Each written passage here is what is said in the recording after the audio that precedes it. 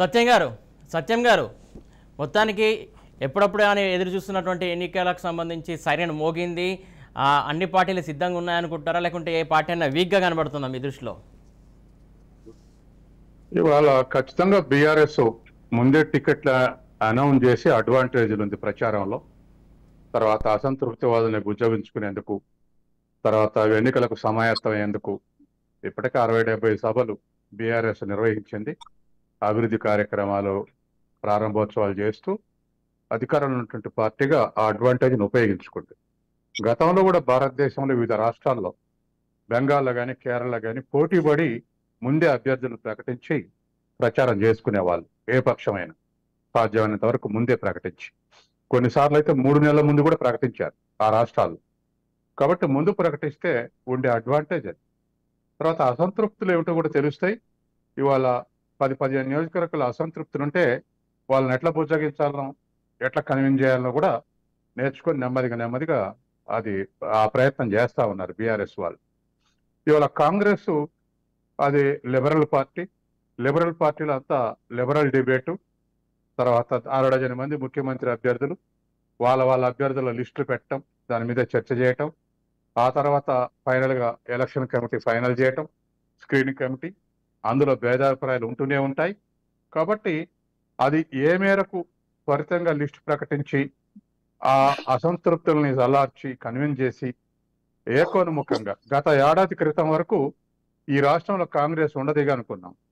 ఎందుకంటే 60 మంది నాయకులు ఒకళ్ళ మీద ఒకళ్ళు స్టేట్మెంట్ ఇచ్చి సూసైడల్ డ్యామేజ్ చేసుకున్నారు. కానీ ఏడాది నుంచి అధిష్టానం గ్రిప్ చేయటంతో బహిరంగ విమర్శలు లేవు.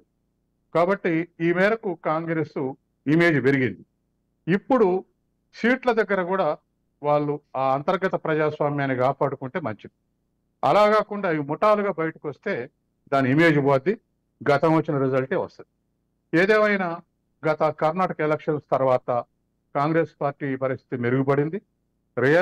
నియరెస్ట్ రైవల్ కాంగ్రెస్ బీఆర్ఎస్ అనేటువంటి పరిస్థితి వాళ్ళు వచ్చింది. అట్లాగే బీజేపీ మునుగోడు వరకు కాంగ్రెస్ వాళ్ళంతా బీజేపీలో చేరతారు, బీఆర్ఎస్లో కూడా ఒక 25% చేరతారు అసంతృప్తివాదులు.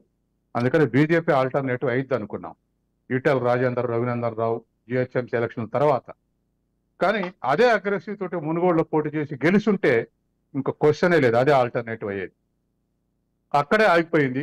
ఈలోపు కాంగ్రెస్ కు కర్ణాటక రిజల్ట్స్ వచ్చి దీనికి ఎంకరేజ్మెంట్ దొరికింది, దానికేమో డిస్కరేజ్మెంట్ వచ్చింది. ఆ తర్వాత బీజేపీ డిసిప్లైన్డ్ పార్టీ వాళ్ళు బండి సంజయ్ కానీ, లక్ష్మణ్ కానీ, లేకపోతే ఇవాళ ఉన్నటువంటి అధ్యక్ష కిషన్ రెడ్డి కానీ, ఇంద్రసేనారెడ్డి కానీ, వీళ్ళందరూ కూడా ఒక ఫిలాసఫీలో పెరిగినటువంటి వాళ్ళు కాబట్టి అధిష్టానం ఏది చెప్తే అదే.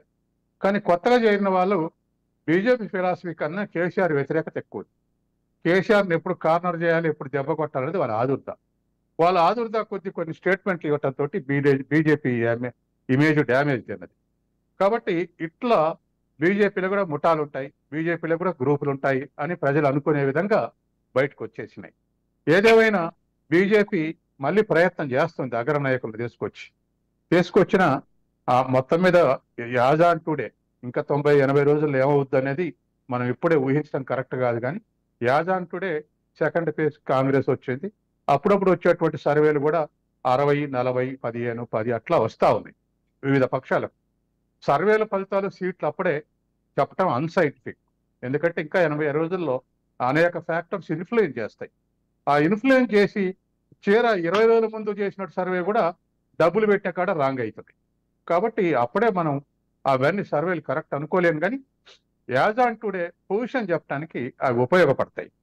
ఏదేమైనా ఇవాళ ఆలస్యం అవుతా ఉంటే అభ్యర్థుల ప్రకటన ఇప్పటి వరకు ఆలస్యం అయితే పర్వాలేదు, ప్రజలు పట్టించుకోలేదు. కానీ ఇక ముందు ఈ షెడ్యూల్ వచ్చిన తర్వాత కూడా ప్రకటించలేకపోతే ఐక్యత లేదని, అశక్తురాలని, వీళ్ళు సమైక్యంగా ఉండలేరని, ఇటువంటి అన్ని సత్యం గారు ఒక నిమిషం దగ్గరకు వస్తా.